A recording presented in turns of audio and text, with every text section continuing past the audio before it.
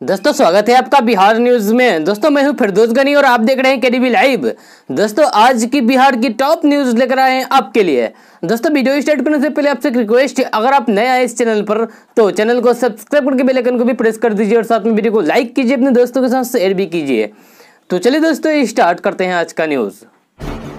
बिहार में बाढ़ से बुरा हाल है। राज्य में लगातार बारिश होने की वजह से नदियां खतरे के निशान से ऊपर बह रही है। दरभंगा, सीतामढ़ी एवं गोपालगंज सहित कई जिले बुरी तरीके से बाढ़ की चपेट में आ गए हैं। बाढ़ का पानी गांव में दाखिल हो जाने से लोगों को अपना घर छोड़कर सुरक्षित स्थानों पर शरण लेना पड़ रहा है। चारों तरफ पानी जमा होने से पशुओं के लिए चारे की समस्या खड़ी हो गई है। जगह जगह पर नदियां पर बने बांध टूटने की खबर है। गोपालगंज में गंडक नदी का तटबंध टूटने से दर्जन भर से अधिक गाँव जलमग्न हो गए हैं। सारण में भी तटबंध टूटने की खबर है। बताया जा रहा है कि यहाँ बाढ़ का पानी सड़क पर बहने लगा है। मुजफ्फरपुर में बाढ़ की स्थिति गंभीर बनी हुई है। भारी बारिश होने से लोगों का जनजीवन अस्त व्यस्त हो गया है। गाँव के एक व्यक्ति रवि रंजन कुमार भारती का कहना है कि हम अपना नियमित काम नहीं कर पा रहे हैं। सब कुछ बंद पड़ा है और बाहर निकलने का कोई भी रास्ता नहीं बचा है। लोगों का कहना है कि गांव पूरा पानी से भर गया है। ऐसे में उनके पास रहने के लिए कोई भी जगह नहीं है। बिहार में बाढ़ की मार झेल रहे लोगों के लिए नीतीश सरकार ने सहायता देने का फैसला किया है। सूबे के बाढ़ ग्रस्त इलाकों के हर एक प्रभावित परिवारों को सरकार की ओर से 6-6 हजार रुपए दिए जाएंगे। इसके साथ ही सरकार ने यह भी फैसला किया है कि बाढ़ की वजह से जिन लोगों का कच्चा मकान क्षतिग्रस्त हो गया है या जिनकी फसल बर्बाद हुई है, सरकार उनकी भी मदद करेगी। जी हाँ, इसके अलावा पशुओं का भी नुकसान होने पर सरकारी मदद की जाएगी। बाढ़ से प्रभावित लोगों की मदद करने के लिए आपदा प्रबंधन विभाग ने जिलों को तुरंत सूची तैयार करने को कहा है। आंकड़ों के मुताबिक बिहार में 10 जिलों में 7,65,000 से अधिक आबादी बाढ़ से प्रभावित हैं। इनकी सहायता के लिए आपदा प्रबंधन विभाग ने लोगों की पहचान करके उनकी सूची बनाने का निर्देश जिलों को दिया है। टमाटर के बाद अब आलू भी महंगा हो गया है। हरी सब्जियां पहले से ही ऊंचे दाम पर बिक रहा है, जिससे कोरोना महामारी के मौजूदा दौर में मिल रही आर्थिक चुनौतियों के बीच आम उपभोक्ताओं के लिए खाने पीने की चीजें जुटाना मुश्किल हो रहा है। आलू के थोक दाम में इस महीने 4 रुपया प्रति किलो के हिसाब से, जबकि खुदरा दाम में 10 रुपया प्रति किलो के हिसाब से इजाफा हुआ है। खुदरा बाजार में टमाटर पहले से ही 70 से 80 रुपए किलो बिक रहा है। घिया, तोरई, भिंडी समेत तमाम हरी सब्जियां महंगी हो गई है। लेकिन गौर करने वाली बात यह है कि सब्जियों की इस महंगाई का फायदा किसानों को नहीं मिल रहा है। यहां तक कि सब्जी कारोबारियों का भी कहना है कि सब्जियां महंगी होने से उनको नुकसान हो रहा है। बिहार सरकार ने कोरोना को लेकर कई तरह के फैसले लिए हैं, जिसे हर किसी को मानना अनिवार्य है, क्योंकि बिहार में लगातार बढ़ रहे कोरोना से हर किसी को जान का खतरा है। सीएम नीतीश कुमार ने राज्य के सभी अधिकारियों को यह सूचित कर दिया है कि बिहार में अब कोरोना से संबंधित किसी भी चीज को हल्के में ना लिया जाए। बिहार सरकार ने ये 7 जबरदस्त फैसले लिए हैं, जिसे सभी को मानना ही पड़ेगा। नंबर 1, अब बिहार में घर घर कोरोना की जाँच की जाएगी, जिसके लिए राज्य सरकार ने मंजूरी भी दे दी है। नंबर 2, बिहार में अन्य राज्यों से आ रहे सभी प्रवासी मजदूरों के राशन कार्ड बनाए जाएंगे, ताकि उन्हें राशन से संबंधित किसी भी तरह की कोई दिक्कत ना हो सके। नंबर 3, बिहार के कोने कोने में फ्री मास्क वितरण किया जाएगा और लोगों को जागरूक भी किया जाएगा। नंबर 4, बिना मास्क यदि पहने कोई भी व्यक्ति घर से बाहर निकलता है तो उस पर कड़ी कार्रवाई की जा सकती है। नंबर 5, होम क्वारंटाइन वालों पर सरकार की नजर बनी रहेगी। नंबर 6, सभी गांवों में अब कोरोना का नियमित जांच होगा, ताकि किसी भी संदिग्ध को पकड़े जाने पर तुरंत एक्शन लिया जा सके। नंबर 7, लॉकडाउन के नियम तोड़ने वालों पर कड़ी से कड़ी कार्रवाई की जाएगी। बिहार में 1820 नए कोरोना संक्रमितों की पहचान की गई है। इनमें 23 जुलाई को 737 और 22 जुलाई और इसके पहले के 1083 नए संक्रमित मरीज शामिल है। इसके साथ ही राज्य में कोरोना संक्रमितों की संख्या बढ़कर 33,511 हो गई है। जी हां, स्वास्थ्य विभाग से मिली जानकारी के अनुसार 23 जुलाई को अरवल में 20, बांका में 4, बेगूसराय में 13, भागलपुर में 56, भोजपुर में 4, दरभंगा में 3, पूर्वी चंपारण में 55, गया में 51, गोपालगंज में 1, जहानाबाद में 33, खगड़िया में 17, लखीसराय में 11, मधेपुरा में 10, मधुबनी में 2, मुंगेर में 4, मुजफ्फरपुर में 88, नालंदा में 20, नवादा में 2, पटना में 265, पूर्णे में 6, रोहतास में 30, समस्तीपुर में 1, सारण में 1, शेखपुरा में 4, शिवहर में 7, सीतामढ़ी में 16, वैशाली में 2 और पश्चिमी चंपारण में 11 नए संक्रमित मरीज मिले हैं। बिहार में बहुत से लोग ऐसे हैं जिनके घरों में पारिवारिक बंटवारे के बाद झगड़ा बना रहता है, जिसके कारण लोगों को काफी दिक्कत का भी सामना करना पड़ता है। आज इसी विषय में जानने की कोशिश करेंगे कुछ ऐसे काम के बारे में जो काम अगर आप तुरंत कर लेते हैं तो आपके घरों में कभी भी झगड़ा नहीं होगा। जी हाँ, नंबर 1, अगर आपके घर में पारिवारिक बंटवारा हो रहा हो तो आप हमेशा 100 रुपए के स्टाम्प पेपर पर ही पारिवारिक बंटवारे करें। नंबर 2, पारिवारिक बंटवारे के बाद जमीन का दाखिल खारिज जरूर कराएं, वरना भविष्य में यानी कि बाद में झगड़ा का कारण बन सकता है। नंबर 3, पुश्तैनी जमीन की आपसी बंटवारे के बाद जिनके हिस्से में जो जमीन आएगी उसे अपने नाम से तुरंत म्यूटेशन करवाएं। जी हाँ, इससे कभी भी झगड़ा नहीं होगा और आप कानूनी रूप से भी मजबूत रहेंगे। नंबर 4, आपको बता दें कि बिहार सरकार के मुताबिक पारिवारिक बंटवारे में बेटियां की भी हिस्सेदारी होती है। हाँ, अगर वह लिखकर इसकी मनाही करती है तो फिर अलग बात है। इसके लिए आप पारिवारिक बंटवारे में शामिल रख सकते हैं। नंबर 5, आज के समय में बहुत से लोग पारिवारिक जमीन का रजिस्ट्रेशन नहीं कराते हैं, जिसके कारण भविष्य में उन्हें दिक्कत का सामना करना पड़ता है। इसीलिए आप बंटवारे के 21 दिन के अंदर रजिस्ट्री करा लें। राजद नेता तेजस्वी यादव बिहार सरकार पर लचर स्वास्थ्य व्यवस्थाओं को लेकर लगातार हमलावर हैं। इसी कड़ी में शुक्रवार को राजद नेता तेजस्वी यादव ने फेसबुक पर एक वीडियो अपलोड की है, जिसमें कोरोना से लड़ने के लिए बिहार की स्वास्थ्य व्यवस्थाओं को नाकाफी बताया जा रहा है। वीडियो में बताया गया है कि नीति आयोग ने देश भर के राज्यों की स्वास्थ्य रैंकिंग में बिहार को 2019 में 21वां स्थान दिया था। ये कारण थे यहाँ के डॉक्टरों का अभाव, अस्पतालों और मेडिकल स्टाफ की कमी और कुव्यवस्थाओं से बढ़ती बीमारी। साथ में तेजस्वी यादव ने कहा है कि बिहार में सुशासन का दावा करने वाले नीतीश सरकार ने सुप्रीम कोर्ट में माना था कि हमारे पास जरूरत की तुलना में 57% डॉक्टर और 71% नर्सों की कमी है। बिहार का नेपाल के साथ रोटी और बेटी के साथ साथ पड़ोसी राष्ट्र नेपाल से पानी, नदी और बाढ़ का भी रिश्ता है। जी हाँ, ये रिश्ता भी खासकर बिहार के सीमावर्ती जिले कोसी समेत सीमांचल और उत्तर बिहार के कई जिलों के साथ गहरा है। दरअसल बिहार में बाढ़ आने की एक बड़ी वजह नेपाल भी है। नेपाल के तराई और जलग्रहण वाले इलाके और बिहार में भारी बारिश की वजह से उत्तर बिहार और मिथिलांचल समेत कोसी और सीमांचल की नदियों में बाढ़ आ जाती है और इसका खामियाजा लगभग हर साल बिहार की जनता और खासकर सीमावर्ती इलाके और इनसे सटे जिले को भुगतना पड़ता है। रही सही कसर पश्चिम बंगाल और फरक्का बांध से पूरी हो जाती है। बिहार सरकार ने बड़ी राहत देते हुए मार्च से मई तक जारी लॉकडाउन की तरह ही किन्हीं कारणों से अनुपस्थित रहने वाले नियमित सरकारी और संविदा कर्मियों को जुलाई महीने के उनके पूर्ण वेतन भुगतान का निर्णय लिया है। आउटसोर्स के तहत काम करने वाले कर्मचारियों को लॉकडाउन की अवधि का उनकी नियुक्ति की शर्तों के अधीन वेतन भुगतान पूर्व की तरह ही किया जाएगा। बिहार में कोरोना संक्रमितों की बेहतर इलाज और जांच की सुविधा बढ़ाने को लेकर राज्य सरकार ने कई पहल की है। मुख्यमंत्री नीतीश कुमार के निर्देश पर हर स्तर पर बेड की संख्या के साथ साथ संक्रमण की जांच का दायरा भी बढ़ाया जा रहा है। कोरोना के गंभीर मरीजों के इलाज के लिए डेडिकेटेड अस्पताल में उपलब्ध बेडों की संख्या 3500 से बढ़ाकर शीघ्र यानी कि जल्द ही 4600 किया जाएगा। इस तरीके से 1100 और बेड बढ़ाए जाएंगे।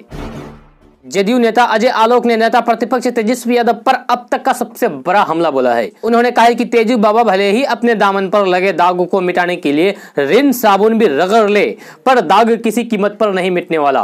फिर चाहे क्यों न तेजस्वी जी बाढ़ग्रस्त इलाकों का दौरा कर ले या फिर बाढ़ पीड़ितों के बीच राहत की नौटंकी कर ले। जनता के मन में यह धारणा बन गया है कि तेजस्वी यादव एक भगोरा है जो आपदा आते ही कहीं भाग जाते हैं या फिर कहीं लापता हो जाते हैं। जेडीयू के इस हमले के पीछे कुछ कारण भी है। जी हां, दरअसल पिछले कुछ दिनों से तेजस्वी यादव हर रोज सीएम नीतीश कुमार पर ताबड़तोड़ हमले कर रहे हैं। यही नहीं, तेजस्वी यादव सीधे सीधे सीएम नीतीश कुमार को अदृश्य बताते हैं। ऐसे में बौखलाए जेडीयू का कहना है कि नेता प्रतिपक्ष तेजस्वी यादव खुद पर लगे भगोड़े के दाग को धोना चाहते हैं और शायद यही कारण है कि कोरोना विस्फोट के खतरे और लॉकडाउन के बीच तेजस्वी यादव बाढ़ग्रस्त इलाकों का दौरा कर रहे हैं। बिहार में आई बाढ़ का असर रेल नेटवर्क पर भी पड़ा है। रेलवे ट्रैक के डूबने के कारण दिल्ली से बिहार जाने वाली कई ट्रेनों के रूट में बदलाव किए गए हैं। समस्तीपुर से दरभंगा रूट पर ट्रेनों की आवाजाही बंद हो गई है। जानकारी के मुताबिक समस्तीपुर रेल मंडल के हाई घाट स्टेशन के पास स्थित पुल संख्या 16 पर कोसी नदी का पानी आ गया है। इसकी वजह से अभियंत्रण विभाग ने सुरक्षा दृष्टिकोण से समस्तीपुर से दरभंगा रेल मार्ग पर अगले आदेश तक ट्रेनों का परिचालन बंद कर दिया है। देश में पहले से ही बेरोजगारी की कमी नहीं है, ऊपर से कोरोना की महामारी ने इनमें और इजाफा कर दिया है। अफसोस की बात तब हो जाती है जब सरकार नौकरियां निकालती है और इन बेरोजगारों को वक्त पर उनकी जानकारी तक नहीं मिलती है। इसलिए हम पूरी कोशिश करते हैं कि नई सरकारी भर्तियों से जुड़ी हर जरूरी जानकारी उन लोगों तक पहुंचा रहे हैं जिनके लिए ये सब जरूरी है। अब इसी कड़ी में बिहार में नौकरी करने की चाहत रखने वाले लोगों के लिए अच्छी खबर है, क्योंकि बिहार में चुनाव से पहले नौकरी का पिटारा खुलने वाला है। नौकरी की तलाश कर रहे लोग इस पर नजर बनाए रखें, क्योंकि बिहार सरकार कई चरणों में इन खाली पड़े पदों को भरने की प्लानिंग करना शुरू कर दिया है। कुछ पदों पर भर्ती की प्रक्रिया भी शुरू हो चुकी है। खबर के मुताबिक बिहार में डॉक्टर और इंजीनियर जैसे विभिन्न श्रेणियों के कई ऐसे भी पद हैं। आपको बता दें कि सरकारी अस्पताल में 16,000 से भी ज्यादा खाली पद पड़े हैं। इनमें से 6,477 डॉक्टरों और 9,571 एक ग्रेड की नर्सों के पद खाली है। स्वास्थ्य विभाग इन पदों पर भर्ती करने की तैयारी कर ली है। बहुत जल्द इन पदों पर नियुक्तियां होने वाली है। इसके लिए सूचना जारी किया जा सकता है। बिहार के पूर्व मुख्यमंत्री और हिंदुस्तानी अवाम मोर्चा के राष्ट्रीय अध्यक्ष जीतन राम मांझी ने गुरुवार को दावा किया है कि ग्रैंड अलायंस यानी कि महागठबंधन में एक समन्वय समिति की मांग पर उन्हें राहुल गांधी से आश्वासन मिला है और यही वजह है कि उन्होंने आरजेडी द्वारा उनकी मांग को खारिज करने के बावजूद कोई कदम नहीं उठाया है। कल पटना में संवाददाताओं से बात करते हुए मांझी ने कहा कि मुझे पता है कि बहुत से लोग सोच रहे होंगे कि जीतन राम मांझी किस तरह के व्यक्ति हैं। वे समन्वय समिति की स्थापना के लिए समय सीमा तय करते रहते हैं, लेकिन उनका अल्टीमेट बोर होने के बावजूद उनका विस्तार हो रहा है। बिहार में विधानसभा चुनाव की सियासत बिसात बिछाए जाने लगी है। सूबे में कई ऐसे नेता हैं जो अपनी सियासत विरासत को अपने बेटे बेटियों को सौंपने की कवायद कर रहे हैं। ऐसे नेताओं की फहरिस्त लंबी है जो खुद तो सांसद है और बेटे को विधायक बनाने के लिए टिकट की दावेदारी कर सकते हैं। इनमें से कई ऐसे नेता हैं जो पिछली बार भी ऐसी कोशिश कर चुके हैं, लेकिन अपने वारिस को जीत दिला नहीं सके थे। इस बार भी वो ताल ठोक सकते हैं। बिहार में बीजेपी के दिग्गज नेता और केंद्रीय राज्य मंत्री अश्विनी कुमार चौबे अपने राजनीतिक वारिस के तौर पर अपने बेटे अरिजीत शाश्वत को आगे बढ़ाना चाहते हैं। 2015 में विधानसभा चुनाव में अश्विनी चौबे अपने बेटे अरिजीत को भागलपुर विधानसभा सीट से बीजेपी की टिकट दिलाने में कामयाब रहे थे, लेकिन समीकरण ऐसे बने कि वह जीत नहीं दिला सके। अरिजीत 11,000 मतों से हार गए थे। भागलपुर विधानसभा सीट अश्विनी कुमार चौबे की परंपरागत सीट रही है। यहाँ से एमपी बनने से पहले वे 5 बार विधायक बन चुके हैं। ऐसे में इस बार फिर से वे अपने बेटे अरिजीत शाश्वत के लिए टिकट की दावेदारी कर सकते हैं। उत्तर बिहार के जिलों में लगातार हो रही बारिश से चारों ओर तबाही का मंजर है। गंगा, गंडक, बूढ़ी गंडक, बागमती और कोसी नदियां लाल निशान के ऊपर बह रही है। हालात यह है कि कई जिलों में बांध ही टूट गए हैं। इस कारण गांव में बाढ़ का पानी घुस गया है, जिससे लाखों लोग परेशान हैं। बिहार में 7 जिले ऐसे हैं जो नेपाल से सटे हुए हैं। इनमें पूर्वी चंपारण, पश्चिमी चंपारण, सीतामढ़ी, मधुबनी, सुपौल, अररिया और किशनगंज जिला शामिल है। नेपाल से छोड़े गए पानी का असर इन इलाकों पर दिखने लगा है। जन अधिकार पार्टी के राष्ट्रीय अध्यक्ष पप्पू यादव के नेतृत्व में मोतिहारी में बाढ़ प्रभावित इलाकों का दौरा किया। इस दौरान प्रभावित लोगों की समस्याओं से रूबरू होने के बाद पप्पू यादव ने कहा कि बाढ़ पीड़ितों की सुरक्षा में सरकार पूरी तरीके से विफल रही है। न तो पर्याप्त नावों की व्यवस्था हो सकी है और न ही राहत सहायता वितरण का कार्य ही प्रारंभ हुआ है। उन्होंने कहा कि जैसे रोम के चलने पर नीरो की बांसुरी बजाने का उदाहरण दिया जाता है, वैसे ही बाढ़ के दौरान सरकार चैन की बंसी बजाने चली जाती है। पप्पू यादव ने कहा कि बिहार में बाढ़ एक राजनीतिक आपदा है, इसे नेता और पिछले ठेकेदार मिलकर लाते हैं। उन्होंने कहा कि गरीब लोगों के पास भूखमरी की स्थिति उत्पन्न हो गई है। आम लोग परेशान हैं, मवेशियों के खाने के चारे की समस्या उत्पन्न हो गई है, लेकिन नीतीश सरकार तथा उनके नुमाइंदों को इसकी तनिक भी परवाह नहीं है। बिहार में नौकरी कर रहे लोगों के लिए बुरी खबर आ रही है। जी हां, मिली जानकारी के मुताबिक बिहार सरकार सभी विभाग में छटनी करने जा रही है, जिससे लोगों की नौकरियों पर संकट मंडराने लगा है। इसको लेकर सरकार ने सभी विभागों को सूचित कर दिया है। खबर के मुताबिक 50 साल से ज्यादा के अक्षम सरकारी सेवकों को सरकार ने हटाने का फैसला किया है। बिहार सरकार ने उनके कार्यकलापों की समीक्षा के लिए नीति भी तैयार कर ली है। हर विभागों में समीक्षा के लिए समिति का गठन भी तैयार हो गया है। सरकार को रिपोर्ट देगा, इसके बाद बहुत जल्द इन्हें नौकरी से हटाने की प्रक्रिया शुरू हो जाएगी। आपको बता दें कि सामान्य प्रशासन विभाग ने सरकारी सेवकों के कार्यकलापों की समीक्षा के लिए बनाई गई नीति को लेकर संकल्प जारी कर दिया है। बिहार में क्लर्क बनने का अच्छा मौका है, क्योंकि सैनिक स्कूल ने एलडीसी के रिक्त पदों पर भर्ती के लिए आवेदन की तिथि को बढ़ा दिया है। अब इच्छुक और योग्य उम्मीदवार 27 जुलाई 2020 तक ऑनलाइन के द्वारा आवेदन कर सकते हैं। सैनिक स्कूल यानी कि बिहार नालंदा ने एलडीसी क्लर्क के पदों पर भर्ती निकाली है। जो लोग लोअर डिविजनल क्लर्क बनना चाहते हैं वे लोग आवेदन प्रक्रिया में जरूर भाग लें। लोअर डिविजनल क्लर्क के पदों पर आवेदन करने के लिए उम्मीदवारों की न्यूनतम शैक्षणिक योग्यता मात्र 10वीं पास होना आवश्यक है। इसके बारे में अधिक जानकारी के लिए नोटिफिकेशन भी पढ़ लें। क्लर्क के पदों पर भर्ती के लिए उम्मीदवारों की न्यूनतम आयु 18 वर्ष और अधिकतम आयु 50 वर्ष निर्धारित की गई है। आपको बता दें कि उम्मीदवारों का चयन लिखित परीक्षा और साक्षरता कार्य के आधार पर किया जाएगा। आवेदन करने के लिए वेबसाइट लिंक इस वीडियो के डिस्क्रिप्शन में दिए गए हैं, वहां से आप जाकर ऑनलाइन आवेदन कर सकते हैं। बिहार में बाढ़ की भयावह स्थिति लगातार बढ़ती ही जा रही है। जी हां, बाढ़ ने अब बिहार जाने वाले ट्रेनों के रास्ते भी रोकना शुरू कर दिए हैं। कई स्थानों पर रेलवे ट्रैक के पानी में डूब जाने के कारण ट्रेनों का परिचालन बाधित होने लगा है। ऐसे स्थिति में बिहार जाने वाले यात्रियों को सलाह दी जाती है कि यात्रा से पहले वे रेलवे से भली भांति पूछताछ कर लें और बाढ़ समेत ट्रेनों की स्थिति जानने के बाद ही उचित निर्णय लें। ताजा जानकारी के मुताबिक कई स्थानों पर रेलवे ट्रैक के बाढ़ में डूबने के कारण दिल्ली से बिहार जाने वाली कई ट्रेनों के रूट में बदलाव किए गए हैं, जबकि समस्तीपुर से दरभंगा समेत कुछ रूटों पर ट्रेनों की आवाजाही अस्थायी रूप से बंद कर दी गई है। राजधानी पटना में कोरोना का कहर लगातार जारी है। यहां पर कोरोना कंट्रोल नहीं हो पा रहा है। आज फिर 561 नए मरीज मिले हैं। पटना में कोरोना मरीजों का आंकड़ा 4786 पर पहुंच गया है। 2273 एक्टिव केस है। पटना में कभी कोरोना के 400 तो कभी 500 के करीब मरीज दिन ब दिन मिल रहे हैं। पटना में कोरोना का आंकड़ा 4786 पहुंच गया है। 2273 एक्टिव केस है। पटना में कभी कोरोना के 400 तो कभी 500 के करीब मरीज हर दिन मिल रहे हैं। सरकार कोरोना को कंट्रोल करने में फेल हो चुकी है।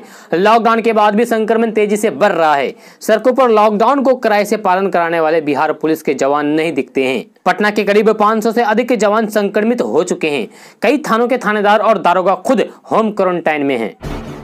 बिहार भाजपा महासचिव और बिहार के प्रभारी भूपेंद्र यादव का कहना है कि राज्य विधानसभा के आगामी चुनावों में जीत की क्षमता के आधार पर राष्ट्रीय जनतांत्रिक गठबंधन यानी कि राजग के घटक दलों के बीच सीटों का सम्मानजनक बंटवारा होगा। उन्होंने स्पष्ट किया है कि बिहार में गठबंधन की ओर से मुख्यमंत्री का चेहरा नीतीश कुमार ही होंगे। भाजपा महासचिव ने राजद नेता तेजस्वी यादव पर भी करारा हमला किया है और कहा कि बिहार विधानसभा का चुनाव भारत निर्माण की लड़ाई है, न कि किसी परिवार को सत्ता और सिंहासन पर पहुंचाने की। राजग के घटक दलों के बीच सीटों के बंटवारे के फॉर्मूले के सवाल पर उन्होंने कहा कि तीनों दलों में आपस में बातचीत चल रही है और सम्मानजनक सीटों का बंटवारा होगा। उप मुख्यमंत्री सुशील कुमार मोदी ने कहा है कि बिहार में अगर कोरोना संक्रमितों की संख्या बढ़ी है तो इससे बचाव, जांच, क्वारंटाइन सेंटर और इलाज का दायरा भी बढ़ा है। मरीजों के लिए मेडिकल कॉलेज, अस्पतालों में रिजर्व बेड, उपकरणों की खरीद, एम्बुलेंस की अधिक व्यवस्था की गई है। ट्वीट करके उप मुख्यमंत्री सुशील कुमार मोदी ने कहा कि राज्य के स्वास्थ्य मंत्री और प्रदेश भाजपा अध्यक्ष जब कोविड अस्पताल में जाकर व्यवस्था का निरीक्षण कर रहे हैं, तब राजद के नेता सुरक्षित कमरों में बैठकर केवल मनोबल गिराने वाले ट्वीट कर रहे हैं। दोस्तों, आज का न्यूज़ बस यहाँ तक। कैसा लगा जरूर अपना सुझाव दीजिएगा नीचे कमेंट बॉक्स में कमेंट करके। अगर आप नए आए हैं केडीबी लाइव पर तो नीचे रेड कलर का बटन होगा, वहां पर क्लिक कर दीजिए और साथ में बेल आइकन को भी प्रेस कर दीजिए। तो चलिए दोस्तों, फिर मिलते हैं अगले वीडियो में।